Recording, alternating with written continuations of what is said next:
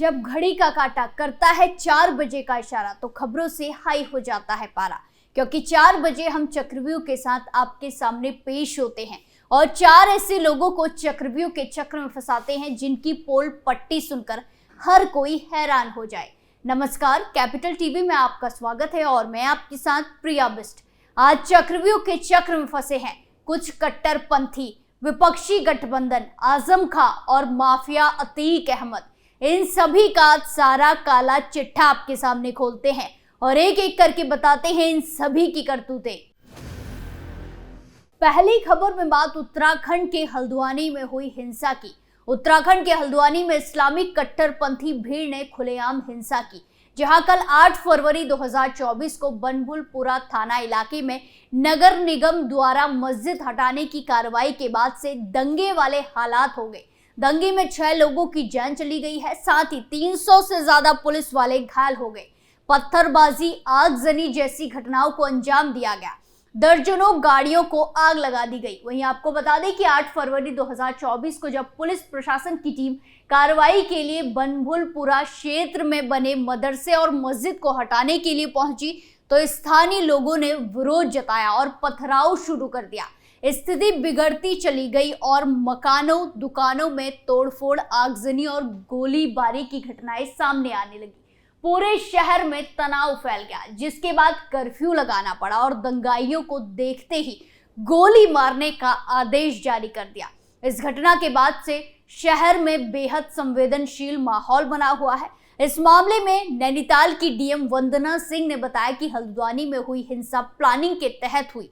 Police की team पर हमले के पहले से ही पत्थर रखे गए थे। हिंसा की वजह से शहर में कर्फ्यू लगाया गया है और चप्पे चप्पे पर पुलिस की तैनाती भी की गई है। वहीं आपको बता दें कि उत्तराखंड के हल्द्वानी का ये इलाका पहली बार इस्लामी कट्टरपंथियों की वजह से चर्चा में बिल्कुल भी नहीं है। पिछले साल भी जब कोर्ट ने रेलवे की जमीन जिस पर कब्जा किया गया है उसे अतिक्रमण हटाने के आदेश दिए थे, जिस पर बाद में स्टे लगा दिया गया। उस समय भी इन लोगों ने माहौल बिगाड़ने की पूरी कोशिश की थी। गौरतलब है कि हल्द्वानी में अतिक्रमण पर कार्रवाई हटाना अभी प्रशासन के लिए चुनौती बना हुआ है। हालातों को देखते हुए मुख्यमंत्री पुष्कर सिंह धामी ने हाई लेवल मीटिंग की। इस दौरान पुलिस के आला अधिकारी बैठक में मौजूद रहे। बाद में नैनीताल जिला प्रशासन ने दंगा प्रभावित क्षेत्र में कर्फ्यू लगा दिया गया है। इसके साथ ही उपद्रवियों को देखते ही गोली मारने का आदेश भी दे दिया है। इसी बीच राज्य सरकार ने पूरे राज्य में हाई अलर्ट भी जारी किया है। अगली खबर इंडिया गठबंधन को लगे तगड़े झटके की है। जयंत चौधरी और अखिलेश यादव का साथ 5 साल पुराना है। दोनों मिलकर पहले लोकसभा और फिर विधानसभा का चुनाव साथ लड़ चुके हैं। अगला चुनाव भी साथ लड़ने का वादा किया था। दोनों पार्टी के बीच सीटों का बंटवारा भी हो गया था। समाजवादी पार्टी ने आरएलडी के लिए 7 सीटें छोड़ने की घोषणा की थी। ये बात अलग है कि ये 7 सीटें कौन सी हैं, इसका ऐलान नहीं हुआ, लेकिन ऐसा लगता है कि अब जयंत चौधरी और अखिलेश यादव की राहें अलग अलग हो गई हैं। ऐसा भी हो सकता है कि समाजवादी पार्टी और आरएलडी के नेता एक दूसरे के खिलाफ चुनाव लड़ते नजर आएंगे। दरअसल केंद्र सरकार ने चौधरी चरण सिंह को भारत रत्न देने का ऐलान किया है। इसके साथ ही अब ये स्पष्ट हो गया है कि राष्ट्रीय लोकदल भारतीय जनता पार्टी नीत राष्ट्रीय जनतांत्रिक गठबंधन यानी एनडीए में शामिल होगा। आरएलडी ने भारतीय जनता पार्टी के साथ आने के लिए ये शर्त रखी है कि चौधरी चरण सिंह को भारत रत्न दिया जाए। पीएम मोदी ने इस संदर्भ में पोस्ट किया, हमारी सरकार का ये सौभाग्य है कि देश के पूर्व प्रधानमंत्री चौधरी चरण सिंह जी को भारत रत्न से सम्मानित किया जा रहा है। ये सम्मान देश के लिए उनके अतुलनीय योगदान को समर्पित है। उन्होंने किसानों के अधिकार और उनके कल्याण के लिए अपना पूरा जीवन समर्पित कर दिया था। उत्तर प्रदेश के मुख्यमंत्री रहे हो या देश के गृह मंत्री और यहाँ तक कि एक विधायक के रूप में भी उन्होंने हमेशा राष्ट्र निर्माण को गति प्रदान की। प्रधानमंत्री ने आगे लिखा कि आपातकाल के विरोध में भी डट कर खड़े रहे। हमारे किसान भाई बहन के लिए उनका समर्पण भाव और इमरजेंसी के दौरान लोकतंत्र के लिए उनकी प्रतिबद्धता पूरे देश को प्रेरित करने वाली है।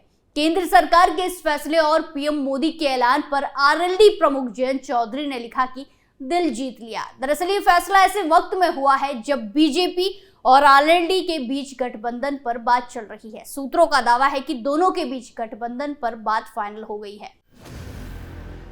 तीसरी खबर में बात आजम खां की बढ़ती मुश्किलों की। 2 जन्म प्रमाण पत्र के मामले में 7 साल की सजा काट रहे समाजवादी पार्टी के पूर्व विधायक अब्दुल्ला आजम की परेशानी फिर से बढ़ गई है।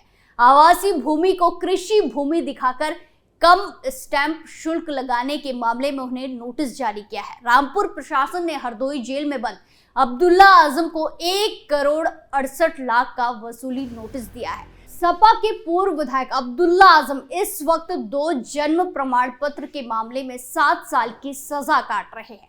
दरअसल 2022 में अब्दुल्ला आजम के खिलाफ बेनजीर घाटमपुर में जमीन की खरीद फरोख्त की गई थी, जिसके 3 बेनामे कराए गए थे। आरोप है कि तीनों बेनामे में कृषि भूमि दिखाकर बेनामा कराया है, जबकि जमीन आबादी से सटी है। डीएम कोर्ट ने मामले की सुनवाई करते हुए सपा के पूर्व विधायक अब्दुल्ला आजम को हरदोई जेल में नोटिस भेजा है, साथ ही इसका जवाब भी मांगा है। डीएम कोर्ट में कम स्टैंप चोरी का मामला विचाराधीन है। इस मामले में विक्रेता अब्दुल आजम खान ने बिंजीर घाटमपुर स्थित जमीन के 3 बेनामे कराए थे, जिसमें स्टाम्प की कमी पाई गई थी, जिस पर डीएम कोर्ट में वाद दायर किया गया है। पहले अब्दुल्ला आजम के घर के पते पर नोटिस भेजा गया, लेकिन वहां पर किसी ने तामील नहीं किया, इसीलिए अब नोटिस हरदोई जेल में भेजा गया है, जहां अब्दुल्ला आजम सजा काट रहे हैं। आजम खां सीतापुर जेल में और आजम खां की पत्नी डॉक्टर तंजीम फातिमा रामपुर जेल में बंद है।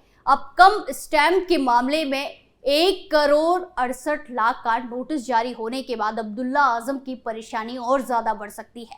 बता दें कि आजम खां, अब्दुल्ला आजम और आजम खां की पत्नी अलग अलग जेल में अभी बंद है।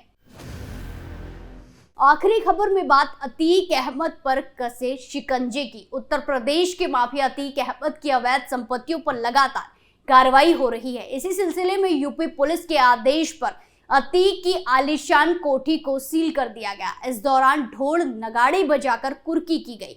पुलिस ने लाउड स्पीकर कर मुनादी करते हुए अतीक की कोठी मन्नत को सील कर लिया।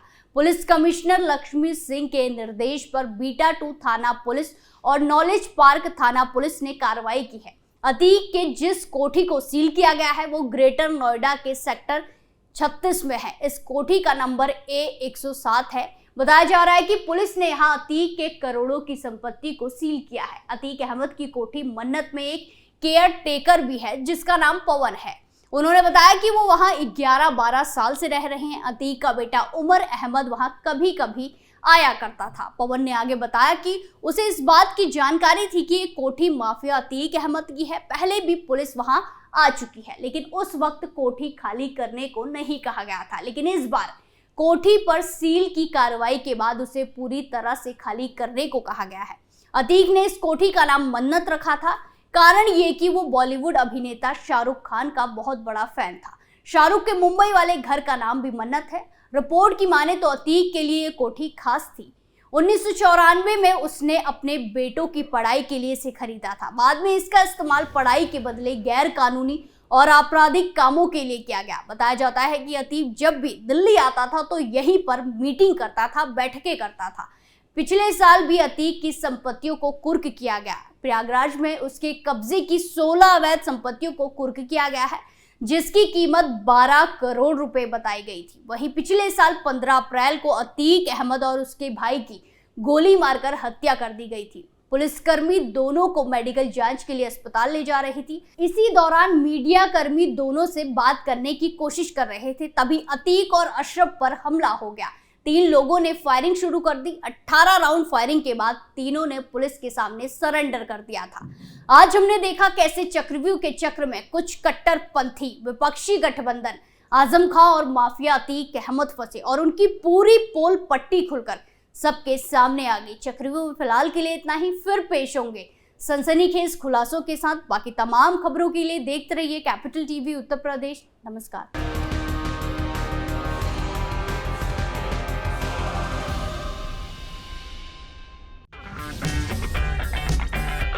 अगर आपको हमारा वीडियो पसंद आया हो तो इसे लाइक करें, हमारे चैनल को सब्सक्राइब करें और हाँ, बेल आइकन दबाना ना भूलें ताकि आप तक हमारे वीडियो की नोटिफिकेशन पहुंचती रहे।